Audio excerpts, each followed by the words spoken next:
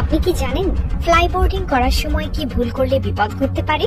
এটি এক ধরনের এক্সট্রিম স্পোর্ট যেখানে পানির জেট প্রেসারের মাধ্যমে আপনি আকাশে উঠতে পারেন। যদিও এটি দেখতে খুব মজার এবং অ্যাডভেঞ্চারাস, তবে যদি সঠিক নিয়ম না মেনে চালানো হয় তাহলে বড় দুর্ঘটনা ঘটতে পারে। আজ আমরা জানবো ফ্লাইং বোর্ডিং করার সময় কোন তিনটি বড় ভুল করা উচিত নয়, যা আপনাকে বিপদের হাত থেকে বাঁচাতে পারে। ফ্লাই বোর্ডিং করার সময় সব সময় পানির উপর থাকা জরুরি, কারণ যদি আপনি ভুল করে জমির দিকে চলে যান তাহলে আপনার ফ্লাইবোর্ড কাজ করা বন্ধ করে দেবে।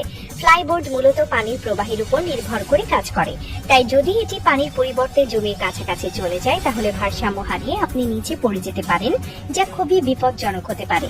অনেকেই মনে করেন ফ্লাই বোর্ডিং এর সময় স্টান্ট করা বা ব্যাক ফ্লিপ দেয়া খুব সহজ, কিন্তু এটি অত্যন্ত বিপজ্জনক হতে পারে। কারণ যখন আপনি ব্যাক ফ্লিপ করতে যাবেন তখন আপনার পায়ের নিচের পানির প্রবাহের দিক পরিবর্তিত হতে পারে এবং এর ফলে আপনি ভারসাম্য হারিয়ে পানিতে জোরে আছড়ে পড়তে পারেন। এমনকি এতে গুরুতর চোট লাগার সম্ভাবনাও থাকে। ফ্লাইবোর্ড সাধারণত 130 কেজি পর্যন্ত ওজন বহন করতে পারে।